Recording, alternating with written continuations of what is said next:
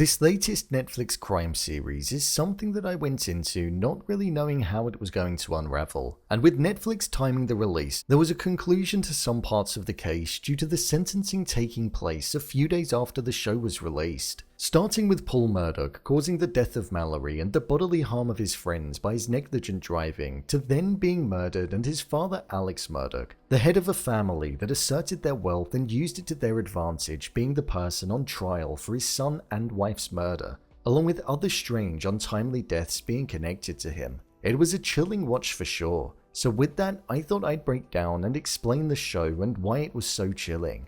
The series started with us learning about Paul Murdaugh, the youngest son of the family that for many years had used their wealth as a way of power and essentially was able to get away with many different things due to the connections that they had. We saw that Paul was an individual who was almost treated as the runt of the litter by his family, due to not wanting to follow in the footsteps of them all. We saw how there was one night where himself and 5 of his friends went out on his boat for an evening, but on their way back home, in an intoxicated state, Paul crashed the boat into a bridge that was nearby, and ultimately ended up hurting all of his friends, whilst Mallory, on the other hand, was missing for several days afterwards. Within the docuseries, it felt like this is what the 3 episodes was going to be around, looking to find Mallory and then the charges that were going to be pressed against Paul for his actions, especially considering that himself and his family were trying to frame somebody else within the boat, Connor, for driving, despite the fact that that wasn't the case. However, it was at this point where we saw that the Murdaughs were fully embedded within the authorities within Hampton County, and their connections ran deep.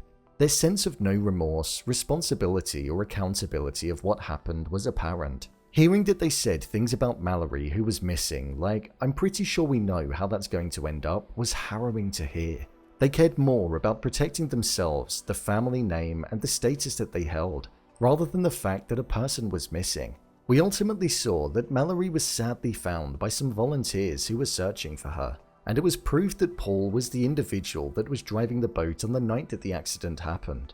When Paul was being dealt with, we saw he was getting special treatment by the authorities, in the fact that he didn't have to wear the standard outfit. He was never cuffed, he never spent a night in jail, and he was free to roam around after pleading not guilty, despite the fact that he was, showing the hold that the family had. This brought the case of Mallory to a close in the series as we were waiting for Paul to stand trial for his actions.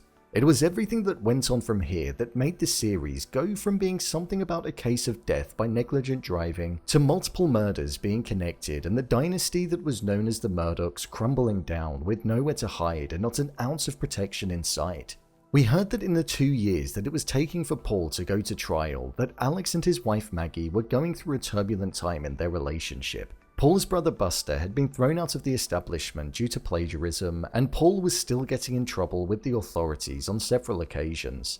During this time period, we saw that Paul and Maggie were both murdered in the Murdaugh estate by 2 different types of the same weapon, which both belonged to the Murdaughs but were never submitted to the authorities. There were multiple suspects that were being put in the questioning line, but the main person who the police and the rest of the public had their interest in was Alec Murdaugh. Despite being arrested, he was denying all charges and professed his innocence. Alec had been depositing at least $10,000 into Eddie's account over the course of several months, which was suspicious. But what Alec wanted to do, and the sole purpose of getting Eddie out there, was so that he'd be able to frame him for trying to murder him, thus meaning Alec would have harmed him in self-defense, and hopefully found a way of making him accountable for the double homicide that took place on his wife and son, hoping to get himself off of the hook. The investigation was gradually developing more and more, and evidence was starting to be found, showing that he was in fact there when the murders took place. After this, we saw that when Alec was called into court, he wasn't given the special treatment like we previously saw with his son, due to the conversations that were going around about Alec potentially being guilty of what was occurring. He was dropped by the law firm that his ancestors founded, and was forced to resign after it was found out that he was stealing money from settlements and keeping it for himself, thus rendering his authority no more. He was in prison uniform, his bail was denied, and he was treated like what one would describe as a regular folk. Whilst he was in jail and the investigation was being looked into more and more, the series showed us that there were some other traumatic events that occurred prior to Mallory's death in 2019 that could potentially be linked to the Murdaughs. In 2015, a young boy named Stephen Smith was found in the middle of a road with no indication that he'd been hit by a vehicle of any kind. His injuries didn't match that either. However, he was said to have potentially been intimate with Buster Murdaugh, who could have allegedly been behind the attack. Apparently, the Murdaughs didn't want any of their children to be gay, and it was something that they didn't accept within their family. So in order to keep the intimate activities quiet, they allegedly had him killed. This is something that was never answered within the docuseries and was something that Alec wasn't standing trial for when he was standing trial for the double homicide of his wife and son.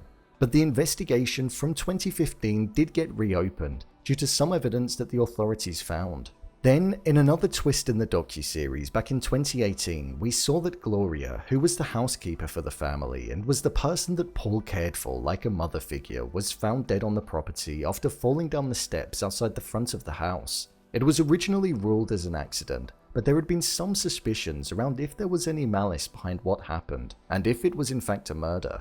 People believed that it could well have been somebody within the family that did it. Alec ultimately sued himself in order to be able to pay a settlement to Gloria's children. However, when it was looked into, the money was paid out by the insurance company, but Alec kept it, supporting what he had been doing within his job for many years. As the series came to a close, we saw that Alec was behind bars and was awaiting sentencing, which is something that actually happened only a few days ago. Shortly after the series was released on Netflix, Alec was found guilty of the double homicide of his wife Maggie and son Paul, and he was given a life sentence without the possibility of parole. This docuseries started as a missing person story where we were watching how the power that a family had was used to its advantage to benefit themselves, and it ultimately turned into a documentary that was focused around several murders that took place that could all be connected to one specific family, and also how the establishment that they were once operating in became the very thing that stopped them from utilizing the power that they had. It was heartbreaking to watch, hearing about all of the victims and how a man could kill his own wife and child. In being only 3 episodes long, it was extremely digestible and was short enough to land with impact and have the weight to show you just how powerful, heart-wrenching, and disgusting it was. So, there you have it, why the Murdaugh Murders Netflix show is so chilling. If you want to see more videos such as endings explained, theories and predictions, and character breakdowns, then click on the I button, or alternatively you can head over to my channel where you'll find them all. If you'd like to give me a show or movie that you'd like me to review, then head over to my Twitter, @BrainPilot_, and tweet me what show or movie you'd like me to review next. And finally, if you'd like to see what I rate the latest movies that don't quite make the cut to getting a dedicated video, then head over to my Letterboxd profile. It's where I rate the latest releases in real time. Did you find this docuseries haunting? Leave a comment down below, and don't forget to subscribe. I'll see you next time.